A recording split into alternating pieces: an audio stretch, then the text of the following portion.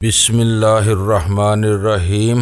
گمنام ہیرو کے معزز ناظرین السلام علیکم۔ آئیے چلتے ہیں کہانی کی طرف۔ سیدھا پیرس نہیں جائے گا بلکہ بیروت پہنچ کر اپنا سفر ملتوی کر دے گا۔ سر وہاں میں پہنچ جاؤں تو ایزل ہارڈی کے ساتھ مل کر اصل کرسٹوفر میکی کو بے نقاب کر سکتی ہوں۔ کیا مجھے بیروت جانے کی اجازت مل جائے گی؟ چیف نے چند لمحوں کے توقف کے بعد کہا، تم ابھی طالبہ ہو، تنہا جانے کی اجازت نہیں مل سکتی۔ البتہ میں کسی تجربہ کار ایجنٹ کے ساتھ تمہیں بھیجنے کی اجازت حاصل کر سکتا ہوں۔ سر یہی صحیح، کسی کے ساتھ بھی چلی جاؤں گی، لیکن میرا بیروت پہنچنا بہت ضروری ہے۔ میں کوشش کرتا ہوں مسٹر ہارڈی سے کہہ دو آج ہی ان کے لیے کسی طیارے میں سیٹ ریزرو کرا دی جائے گی۔ سر کسی ایسے طیارے میں انہیں روانہ کیا جائے جو بیروت ہو کر پیرس جاتا ہو۔ ایسا ہی ہوگا۔ لیلا نے ریسیور رکھ کر مسکراتے ہوئے مجھے دیکھا، پھر کہا، حالات ہمارے موافق ہیں، کچھ اور موافق کرنا ہوگا۔ آج رات تک تم چھوٹے بڑے کارنامے انجام دیتی رہو گی، اپنے افسران کو متاثر کرتی رہو گی۔ مجھے اس کرسٹوفر کی تصویر دو جو ان دنوں بیروت میں رہتا ہے۔ وہ اپنی جگہ سے اٹھ کر گئی۔ سیکرٹ سروس کی جو فائل اپنے گھر لائی تھی، اس میں سے 10 کرسٹوفر کی تصویریں تھیں، اور ہر کرسٹوفر کی تصویریں 3 مختلف زاویوں سے کھینچی گئی تھیں تاکہ ان بہروپیوں کو مختلف زاویوں سے دیکھا اور پرکھا جا سکے۔ اس نے 3 زاویوں سے کھینچی ہوئی میری مطلوبہ تصویریں لا کر سامنے رکھ دی۔ میں نے انہیں دیکھا، پھر اس کی طرف بڑھاتے ہوئے کہا، ان کی دوسری کاپیاں بنوا دو، مجھے ضرورت ہے۔ آدھے گھنٹے میں یہ تصویریں مل جائیں گی۔ میں پھر اپنے کمرے میں آ گیا۔ دروازے کو بند کرنے کے بعد ایک کرسی پر بیٹھ کر ڈاکٹر شیفرڈ کے پاس پہنچ گیا۔ میرے مخاطب کرتے ہی اس نے خوش ہو کر کہا، فرہاد تم ایسے غائب ہوتے ہو کہ جھوٹے منہ پوچھتے بھی نہیں۔ کیا کروں، بہت مصروف رہتا ہوں، جب ضرورت ہوتی ہے تب ہی یاد کرتا ہوں۔ چاہے اس سلسلے میں آپ مجھے خود غرض کہہ لیں، میں تمہیں بہت عزیز رکھتا ہوں۔ تم خود غرض نہیں ہو سکتے، بہرحال کام بتاؤ۔ آپ نے سونیا کو انا میریا بنا دیا ہے، اب مجھے بھی کچھ بنائیے۔ اچھا تو ایزل ہارڈی کو ختم کرنا چاہتے ہو؟ جی ہاں، لیکن میں پیرس نہیں آنا چاہتا۔ پھر کیا آج رات آپ بیروت آ سکتے ہیں؟ وہ سوچنے لگا۔ دوسرے دن وہ کسی شخص کی سرجری کرنے والا تھا۔ میں نے کہا، میں آپ کی سوچ پڑھ رہا ہوں، آپ کل مصروف ہوں گے۔ میں کل کی بجائے پرسوں اس کی سرجری کر سکتا ہوں۔ بہرحال آج رات بیروت پہنچ جاؤں گا، نہ پہنچ سکا تو صبح ضرور آؤں گا اور سرجری کے ساز و سامان کے ساتھ آؤں گا۔ بائی دی وے، تمہارے ذہن میں کوئی نیا چہرہ ہے؟ چہرہ نیا تو نہیں، پرانا ہے، ایک بہت ہی پر اسرار مجرم ہے۔ میں عارضی طور پر اس کا چہرہ اپنانا چاہتا ہوں۔ اس کا نام کرسٹوفر میکی، 11واں کرسٹوفر میکی۔ طیارے کی محدود فضا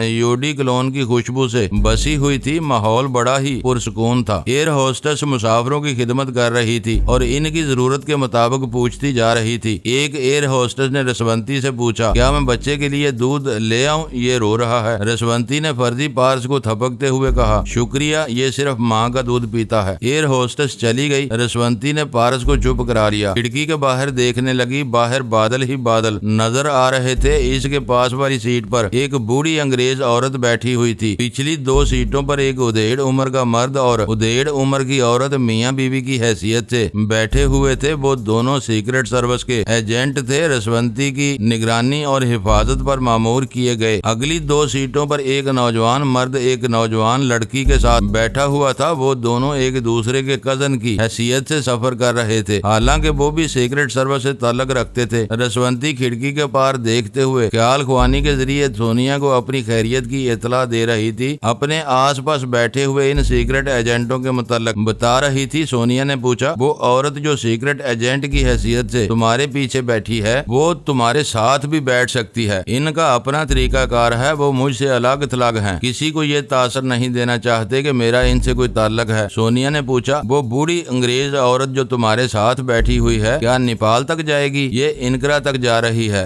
گویا انکرا پہنچنے تک رسونتی کے آس پاس کوئی تبدیلی آنے والی نہیں تھی۔ اس بوڑھی ہمسفر کے بعد وہاں کوئی نیا مسافر ساتھ والی سیٹ پر آ سکتا تھا۔ ایسے وقت سیکرٹ ایجنٹ کے طور پر جو عورت پیچھے بیٹھی ہوئی تھی، وہ رسونتی کے پاس آ کر بیٹھ جاتی، کیونکہ رسونتی کسی غیر مرد کے ساتھ بیٹھنا پسند نہیں کرتی تھی، اور اگر کوئی خاتون مسافر آتی تو سیکرٹ ایجنٹوں کی پوزیشن وہی رہتی جو اس وقت تھی۔ سونیا نے کہا، انکرا پہنچنے کے بعد جب کوئی نیا مسافر تمہارے پاس آئے تو خیال خوانی کے ذریعے تفصیلی معلومات حاصل کر لینا۔ کوئی ایسی ویسی بات ہو تو پہلی فرصت میں مجھے اطلاع دینا۔ اتنی بڑی دنیا میں ایک تم ہی تو اپنی رہ گئی ہو، تمہیں اطلاع نہیں دوں گی تو میرے کون سنے گا؟ اس کا اشارہ میری طرف تھا۔ میں خاموشی سے ان کی باتیں سن رہا تھا۔ اگر چاہتا تو سونیا کو مخاطب کر سکتا تھا، لیکن میں نے مداخلت نہیں کی۔ اپنی موجودگی کا احساس دلانا ضروری نہیں تھا، لہٰذا دماغی طور پر اپنی جگہ واپس آ گیا۔ کمرے میں گہری خاموشی چھائی ہوئی تھی۔ میں نے لیلا سے کہہ دیا تھا کہ کالے عمل میں مصروف رہوں گا، لہٰذا اس نے مداخلت نہیں کی تھی۔ پورے بنگلے میں سناٹا چھایا ہوا تھا۔ یقیناً اس نے ملازموں کو بھی تاکید کر دی تھی کہ کوئی میرے کمرے کی طرف نہ جائے۔ میں وہاں سے اٹھ کر باہر آیا، کوریڈور سے گزرتا ہوا ڈرائنگ روم میں پہنچا۔ لیلا فون پر کسی سے باتیں کر رہی تھی۔ مجھے دیکھتے ہی ہولے سے مسکرائی، پھر گفتگو کو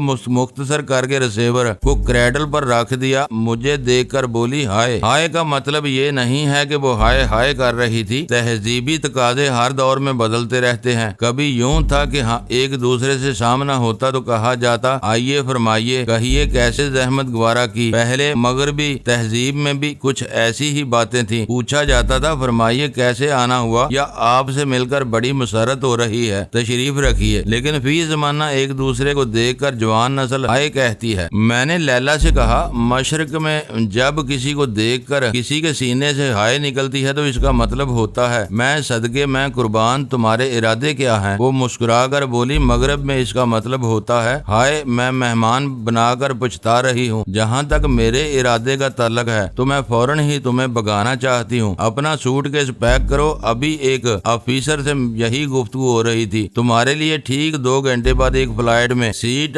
ریزرو ہو گئی ہے۔ تم اپنے منصوبے کے مطابق بیروت پہنچ کر سفر ملتوی کر سکو گے۔ اس کی بات ختم ہوتے ہی ایک پردے کے پیچھے سے آواز سنائی دی، بیروت جانے کی کیا ضرورت ہے؟ ہم تمہارے لیے دوسری دنیا کا ٹکٹ لے کر آئے ہیں۔ ہم نے چونک کر ادھر دیکھا، پردے کے پیچھے سے ایک اسٹین گن کی نال جھانک رہی تھی۔ وہاں سے آواز سنائی دی، اب دوسرے دروازے کی طرف دیکھو۔ ہم نے دوسری طرف دیکھا، وہاں بھی پردے کے پیچھے سے ایک ریوالور جھانک رہا تھا۔ کسی کی آواز آ رہی تھی، اس میں سائلنسر لگا ہے، پہلے ہم ریوالور استعمال کریں گے۔ اگر شور مچانے کی کوشش کی گئی تو اسٹین گن کو کام میں لایا جائے گا۔ تیسری طرف سے آواز سنائی دی، اور ہم 1 2 نہیں 4 ہیں۔ وہ چاروں پسے پردہ تھے، اب پیچھے پردہ آ رہے تھے۔ ان کے ہاتھوں میں اسٹین گنیں تھی، صرف ایک کے ہاتھ میں سائلنسر لگا ہوا ریوالور تھا۔ یہ دھمکی دینے کے لیے ان کا مطالبہ پورا نہ کیا گیا تو بے آواز فائرنگ کے ذریعے ہمارا کام تمام کیا جا سکتا ہے۔ ابھی انہوں نے مطالبہ نہیں کیا تھا، مگر میں ان کے دماغوں کو پڑھ چکا تھا۔ وہ فلسطینی مجاہد تھے۔ ایک ریوالور والے نے لیلا کو نشانے پر رکھتے ہوئے کہا، سائرہ آج تک تمہارا باپ کو ہماری لیلا ثانی نے جہنم رسید کر دیا ہے۔ وہ یہودی بہت دولت چھوڑ کر گیا ہے، لہٰذا اس کی دولت ہمارے بھی کام آنا چاہیے۔ کیا خیال ہے، سیدھی طرح تجوری کا منہ کھولتی ہو یا ہم تمہارا منہ ہمیشہ کے لیے بند کر دیں؟ ایک اسٹین گن والے نے اپنی پتلون کی پچھلی جیب میں سے ہاتھ ڈال کر چھوٹی سی بوتل نکالی، پھر اسے کھول کر منہ سے لگانے لگا۔ لگانے کے بعد گھٹا گھٹ پینے لگا۔ وہ شراب پی رہا تھا۔ میں نے کہا، تمہیں یہ اطلاع ضرور ملی ہوگی کہ سائرہ آزق کے گھر میں ایک مسلمان مہمان آیا ہوا ہے۔ ہم جانتے ہیں تم مسلمان ہو، لیکن یہودی کا مسلمان دوست بھی ہمارا دشمن ہے۔ میں نے کہا، اور وہ مسلمان جو شراب پیتا ہے وہ میرا بدترین دشمن ہے۔ تم کیسے مجاہد ہو، جہاد کو جاری رکھنے کے لیے رقمیں حاصل کرنے آئے ہو۔ میں اس اقدام کی تعریف کرتا ہوں، لیکن ایک اچھے عمل کے دوران شراب پینا کہاں تک درست ہے؟ ہم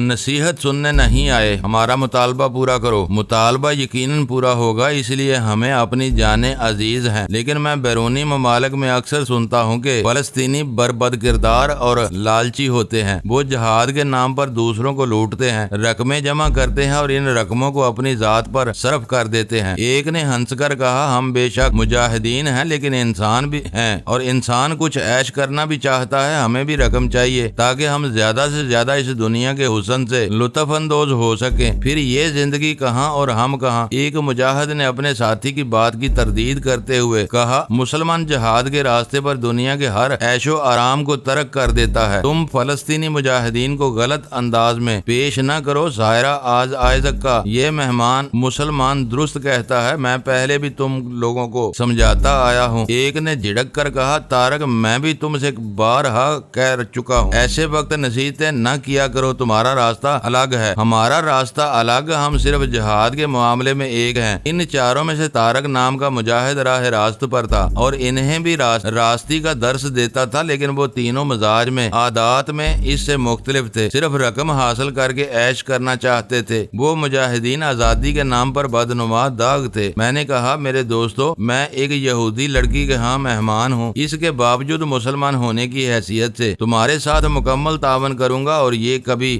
گوارا نہیں کروں گا کہ ایک مسلمان مہمان اپنے میزبان کو لٹتا اور برباد ہوتا دیکھے۔ بے شک سارا آئزک تمہارا مطالبہ پورا کرے گی، لیکن کل ساری دنیا یہی کہے گی کہ ایک مسلمان مہمان نے اپنی یہودی میزبان کی سلامتی اور تحفظ کے لیے اپنی طرف سے کوشش نہیں کی۔ ایک مجاہد نے طنزیہ انداز میں پوچھا، تم نہتے ہو کر کیا کوشش کرو گے؟ کیا اپنی جان دینا چاہتے ہو؟ اگر میں اپنی جان دے دوں تو دو باتوں کی تشہیر ہوگی، ایک تو یہ کہ ایک مسلمان نے اپنے میزبان کی سلامتی کے لیے اپنی جان دی، اس طرح مسلمانوں کی تہذیبی روایت قائم رہے گی، لیکن ایک مسلمان کی جان کس نے لی؟ اس کا جواب دنیا کو معلوم ہوگا کہ فلسطینی مجاہدین نے ایسا کیا۔ سننے والے یہ تجزیہ نہیں کریں گے کہ ان مجاہدین میں چند بد کردار، لالچی اور بے ضمیر تھے، وہ تو تمام مجاہدین کو ایک ہی لاٹھی سے ہانکیں گے، سب کو ایک طرح سے بدنام کریں گے۔ کیا تم مجاہدین کی بدنامی گوارا کر لو گے؟ ایک نے کہا، ہم اس قصے کو یہاں سے باہر جانے ہی نہیں دیں گے، تم دونوں کو ختم کر دیں گے، پھر کون ہمارے خلاف کچھ کہہ سکے گا؟ لیلا نے اسے ناگواری سے دیکھا، پھر مجھ سے کہا، میں اس کے چیلنج کا جواب دیتی ہوں۔ میرے معزز مہمان، تم میرے گھر میں ہو، میرا فرض ہے کہ میں اپنی اور تمہاری حفاظت کروں، لہذا تم میری خاطر اپنے مسلمان بھائیوں سے نہ الجھو۔ یہ کہہ کر اس نے اس مجاہد کی طرف دیکھا جس کا نام طارق تھا، پھر کہا، تم سلجھے ہوئے انسان ہو، میں اس لیے تمہاری تعریف نہیں کروں گی، تم ایک دیانتدار فلسطینی مجاہد ہو، میں ایک یہودی لڑکی ہوں، صرف انسانیت کے ناطے تمہاری نیکی اور راستی کا صلہ دینے کے لیے تمہیں جانے کا موقع دیتی ہوں، تم 1 منٹ کے اندر اپنے ساتھیوں کو چھوڑ کر چلے جاؤ۔ طارق تذبذب میں پڑ گیا، اس نے اپنے ساتھیوں سے کہا، اگر سارا آئزک چیلنج کر رہی ہے تو اس کا مطلب یہ ہے کہ اس نے اپنے لوگوں کو مطلع کرنے کے کچھ خفیہ ذرائع اختیار کر رکھے ہیں، ہمیں یہاں سے چلنا چاہیے۔ دوسرے نے کہا، تم بزدل ہو، یہ کس طرح اپنے لوگوں کو اطلاع دے سکتی ہے؟ ہم نے باہر ناکہ بندی کر دی ہے، یہ ٹیلی فون کو ہاتھ نہیں لگا سکے گی، اگر ٹرانسمیٹر ہے تو اسے استعمال نہیں کر سکے گی، کیا یہ کوئی جادو جانتی ہے؟ ایک اور مجاہد نے دروازے کو بند کرتے ہوئے کہا، یہ کھلا ہوا تھا، اسے بھی میں نے بند کر دیا، کھڑکیاں بھی اندر سے بند ہیں، باہر سے کوئی نہیں آ سکے گا، اسی وقت آ سکے گا جب ہم تمہیں گولی مار دیں گے، کیونکہ گرفتاری کی صورت میں ہم تمہیں زندہ نہیں چھوڑیں گے۔ طارق نے کہا، ہمارے گینگ لیڈر نے سختی سے تاکید کی ہے، خواہ یہودی ہوں، مسلمان ہوں یا کسی بھی مذہب سے تعلق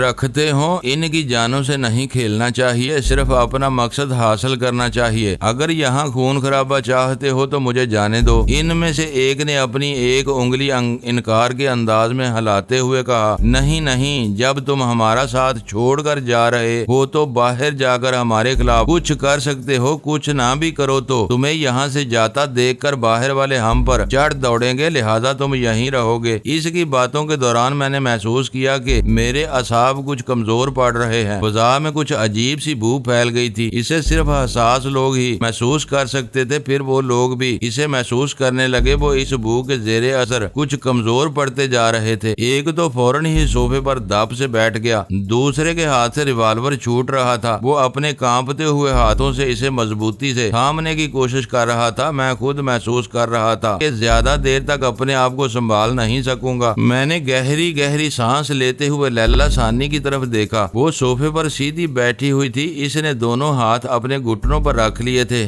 لگتا تھا سانس روک لی ہے، اس کا چہرہ تمتما رہا تھا، سفید رنگت سرخ ہو گئی تھی، دیدے پھیل گئے تھے اور وہ فاتحانہ انداز میں مسکراتے ہوئے مجھے دیکھ رہی تھی۔ اس کے بعد میں کچھ نہ دیکھ سکا، میری آنکھیں بند ہو گئیں، رفتہ رفتہ میں ساری دنیا سے اور اپنے آپ سے بیگانہ ہوتا چلا گیا۔ میں بے ہوش تھا لیکن دنیا ہوش میں تھی۔ آدمی سوتا رہے جاگتا رہے، ہوش میں رہے یا بے ہوش رہے، دنیا کا کاروبار ہر حال میں چلتا ہی رہتا ہے۔ میری بے ہوشی کے دوران میرے ساتھیوں پر جو گزر رہی تھی میں اس کا حال بیان کرتا ہوں۔ سونیا بحیثیت انا میریا ایئرپورٹ کی عمارت میں تھی، اس نے بہت ہی خوبصورت سا بلاؤز اور اسکرٹ پہن رکھا تھا۔ انا میریا کی شخصیت میں حسن، وقار اور سنجیدگی کا امتزاج تھا۔ سونیا کی معلومات کے مطابق دنیا کی تقریباً ہر بندرگاہ اور ایئرپورٹ کے کسٹمز کا عملہ اسے پہچانتا تھا۔ وہ سفر کے دوران جس ملک جس شہر سے گزرتی تھی اپنے ساتھ اسمگلنگ کا کوئی زبردست سامان سامان لے کر جا رہی ہوتی تھی۔ اس کا طریقہ کار کسی کی سمجھ میں نہیں آتا تھا کہ وہ کس طرح اسمگل ہو رہا ہے۔ کتنے ہی رشوت خور کسٹم کے افسران کہتے تھے جب وہ پکڑی نہیں جا سکتی، اس کے خلاف کوئی ثبوت مل نہیں سکتا تو کیوں نہ اپنی جیب گرم کی جائے اور انا میریا سے دوستی رکھی جائے۔ اس سے دوستی کرنے کے بڑے فوائد تھے۔ ایک تو یہ کہ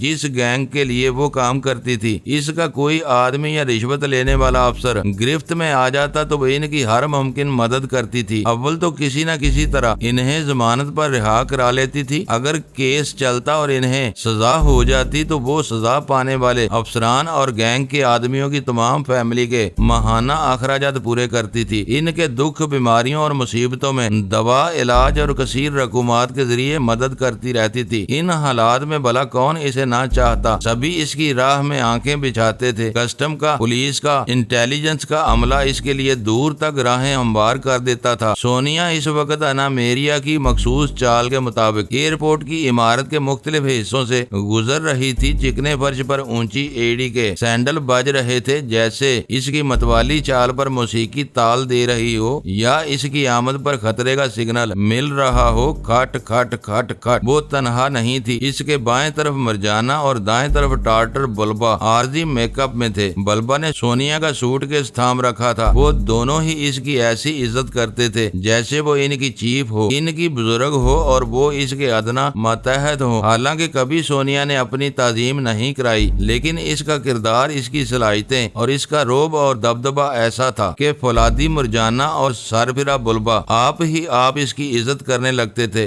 رسونتی دوست بن چکی تھی، جن دنوں دشمن تھی اور ٹیلی پیتھی کے غرور میں مجھے بھی خاطر میں نہ لاتی تھی، ان دنوں بھی وہ سونیا کے سامنے خود کو کمتر سمجھتی تھی اور اسے ہمیشہ سے منا کر رکھتی آئی تھی۔ سونیا کی بات ہی ایسی ہے میرے معزز قارئین، کبھی میری داستان سے 1 ماہ کے لیے یہ غائب ہو جائے یا ناگزیر وجوہات کی بنا پر میں اس کا ذکر نہ کر سکوں تو قارئین کی جانب سے شکایتی خطوط موصول ہونے لگتے ہیں۔ میں اکثر سوچتا ہوں یہ طویل ترین داستان میری ہے، اس میں نام میرا ہے، خاص کر کردار میرا ہے اور ٹیلی پیتھی کا رعب اور دبدبہ ایک سرے سے دوسرے تک ہے۔ اس کے باوجود سونیا ٹیلی پیتھی نہ جانتے ہوئے بھی اس داستان کی سب سے اہم کردار ہے۔ حقیقی معنوں میں میری نصف بہتر وہ نہ ہو تو میں نصف ہوں، وہ ہو تو میں مکمل۔ مرجانا اس کے ساتھ چلتے ہوئے کہہ رہی تھی، سونیا ہم سب آزادی سے کھلی فضا میں زندگی گزار رہے ہیں، کوئی دشمن ہمارے راستے میں آتا ہے تو منہ کی کھاتا ہے۔ رسونتی بھی تمہارے جاتے ہی یہودیوں کے چنگل سے آزاد ہو جائے گی، صرف فرہاد اور آلہ بی بی رہ جائیں گے۔ ان کے لیے میں بھرپور کوشش کروں گی،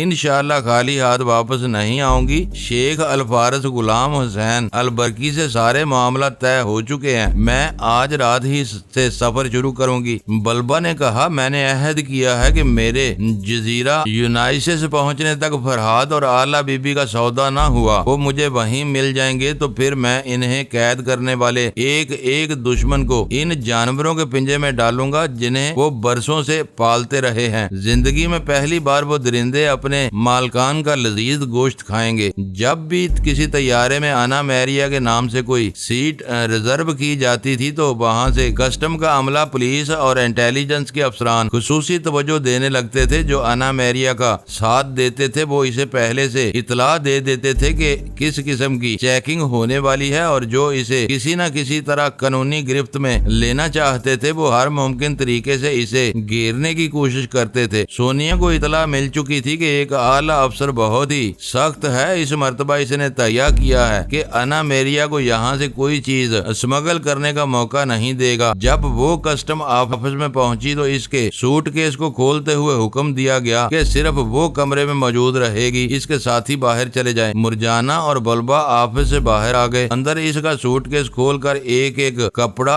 ایک ایک چیز بغور دیکھی جا رہی تھی۔ سوٹ کیس خالی کرنے کے بعد اسے اچھی طرح ٹٹولا جا رہا تھا۔ ہاتھ کہیں کوئی خفیہ خانہ تو نہیں ہے؟ عام حالات میں ایسا نہیں ہوتا تھا، سرسری سی چیکنگ ہوتی تھی، چیکنگ کرنے والے کو پہلے ہی ان کے حصے کی رقومات پہنچ جایا کرتی تھی۔ اس طرح انا میریا بے آسانی تلاشی کے مرحلے سے گزر جایا کرتی تھی۔ دوسرا مرحلہ وہ آیا جب اس کی جسمانی تلاشی لی جانے والی تھی۔ اسے دوسرے کمرے میں بھیجا گیا، وہاں لیڈی انسپیکٹر تھی۔ کسٹم کے اعلیٰ افسر کو اطلاع مل چکی تھی کہ انا میریا تقریباً 1.5 لاکھ کی مالیت کے ہیرے لے جا رہی ہے۔ اس نے کمرے میں पहुंच कर कहा, मुझे तुम्हारे बहुत से तरीका कार का इल्म हो चुका है। जब तुम इन औरतों के पास अपने जिस्म और लिबास की तलाशी देने आती हो तो तुमसे साजबाज करने वाली कस्टम लेडी इंस्पेक्टर तलाशी नहीं लेती, बल्कि स्मगल की जाने वाली चीज खुद तुम्हारे लिबास में छुपा देती है। जाहिर ये होता है कि इस कमरे के अंदर तुम्हारी तलाशी ली गई है। कानून के मुहाफिज मुतमिन हो जाते हैं, लेकिन मैं अनाड़ी नहीं हूँ। मैंने आज लेडी इंस्पेक्टर को अचानक तब्दील कर दिया है। ये दोनों इंस्पेक्टर लाखों डॉलर का लालच देने के बावजूद मेरे एतमाद को ठेस नहीं पहुंचाएंगी। तुम आजमा कर देख लेना। सोनिया ने कहा, ऑफिसर, जब तुम्हें अपने आप पर और इन लेडी इंस्पेक्टर पर इतना एतमाद है तो फिर लंबी चौड़ी तकरीर का फायदा क्या है? प्लीज बाहर चले जाओ, यहाँ सिर्फ औरतों का काम है। ऑफिसर ने इसे घूर कर देखा, फिर कमरे से निकलकर दरवाजे को बाहर से बंद कर दिया। वो एक ही दरवाजा था और वहाँ से कोई अंदर नहीं जा सकता था। इस कमरे में रोशनदान भी नहीं था जहाँ से सोनिया को खुफिया तौर पर स्मगल किया जाने वाला सामान फराहम किया जा सकता। वो दो आला अफसरान जो आना मेरिया को रंगे हाथों गिरफ्तार कर लेने की हर मुमकिन कोशिश कर रहे थे, वो दरवाजे के सामने खड़े हुए थे। थोड़ी देर बाद एक लेडी इंस्पेक्टर ने बाहर आकर कहा, सर, हमने अच्छी तरह तलाशी ली है, इसके लिबास में ऐसी कोई चीज नहीं है। ये कैसे मुमकिन है? जब इस बात की तस्दीक हो चुकी है कि ये हीरे स्मगल करने वाली है तो इसके पास से हीरे बरामद होने चाहिए। दूसरे अफसर ने कहा, इसका तरीका ये भी हो सकता है कि ये किसी दूसरे मुसाफिर के सामान में हीरे छुपा देती हो, इसलिए हमने दूसरे तमाम मुसाफिरों के सामान की और इनके लिबास की तलाशियां ली हैं। किसी के पास से कोई ऐसी काबिले एतराज चीज बरामद नहीं हुई। अफसर ने लेडी इंस्पेक्टर से पूछा, क्या अना मेरिया के जिस्म पर कोई ऐसा जख्म है जिससे प्लास्टिक सर्जरी का शुबा हो? नो सर, ऐसा कोई निशान नहीं है, अलबत्ता घुटने के पास एक जख्म है, इस पर पट्टियां बंधी हुई थी, हमने वो पट्टियां खोल दी, वाकई गहरा जख्म है। अब वो दोबारा वही पट्टी बंधवाने पर एतराज कर रही है।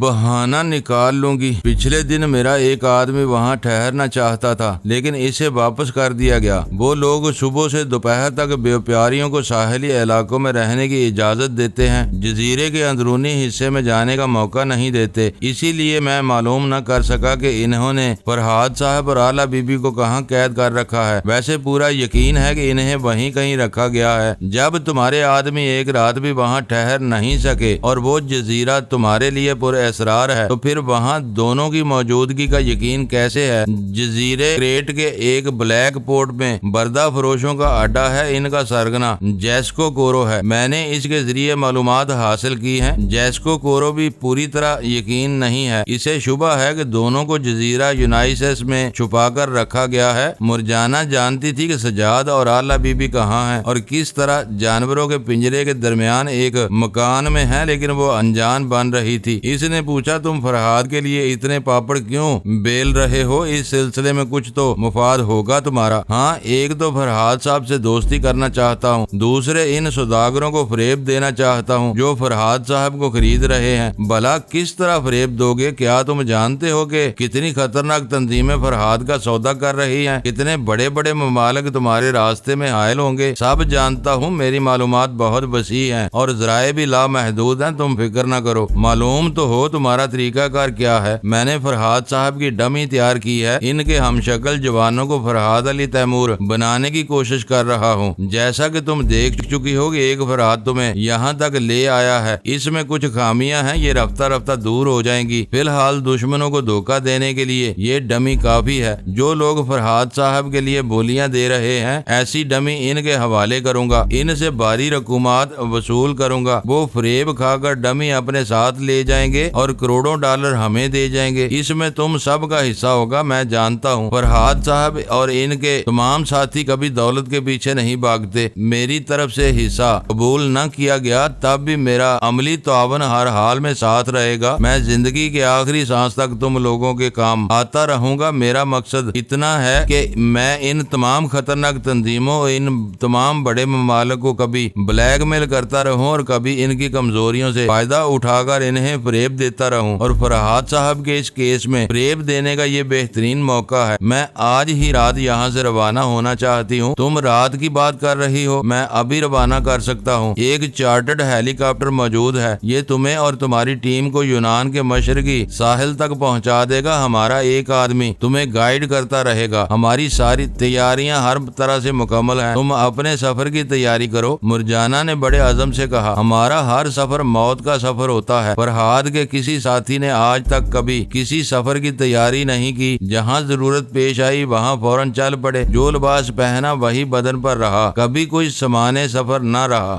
درست کہتی ہو، میں نے فرحاد علی تیمور اور مدام سونیا کا ریکارڈ پڑھا ہے، تمہارا ریکارڈ نامکمل ہے، اس کا کچھ حصہ ہماری نظروں سے گزرا ہے۔ میں مانتا ہوں تم لوگ ہمیشہ سر سے کفن باندھتے رہتے ہو، اور یہ بھی میں جانتا ہوں کہ تم میں سے کبھی کوئی ہتھیار استعمال نہیں کرتا، سب نہتے رہتے ہیں۔ کیا میں یہ سمجھوں کہ اسی وقت اپنے سفر کا آغاز کر سکتی ہوں، لیکن ایک قباحت ہے، یہ ہمارا عارضی میک اپ ہے۔ ارے ہاں، یہ تو میں پوچھنا بھول گئی کہ میک اپ کے باوجود تم لوگوں نے مجھے مرجانہ کی حیثیت سے کیسے پہچان لیا؟ میرا جو آدمی فرحاد کے روپ میں تمہیں یہاں لے کر آیا ہے وہ تمہارے گھر کی نگرانی کر رہا تھا۔ تم ایک انگریز لڑکی کے ساتھ وہاں سے نکلی اور ایئرپورٹ جا کر اسے رخصت کیا۔ ہم سمجھ گئے کہ سائرہ بانو کے بنگلے سے نکلنے والی ان دو لڑکیوں میں سے کوئی ایک مرجانہ ہے۔ کچھ عرصہ پہلے کے واقعات مجھے معلوم ہے، ٹارٹر بلبا تمہیں جبرن کہیں لے گیا تھا۔ ابھی مجھے معلوم ہوا ہے کہ ایک قد آور پہاڑ جیسا شخص تمہارے ساتھ ہے، تو میں سمجھ گیا کہ وہ ٹارٹر بلبا ہو سکتا ہے، لہذا تمہیں اور بلبا کو پہچاننے میں دیر نہیں لگی۔